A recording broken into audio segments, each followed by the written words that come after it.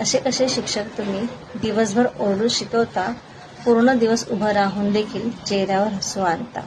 असे कसे शिक्षक तुम्ही आम्हाला शिक्षा देता, पण आमच्यावर कोणी बोट उचलले तर आमचे मायबाप होता.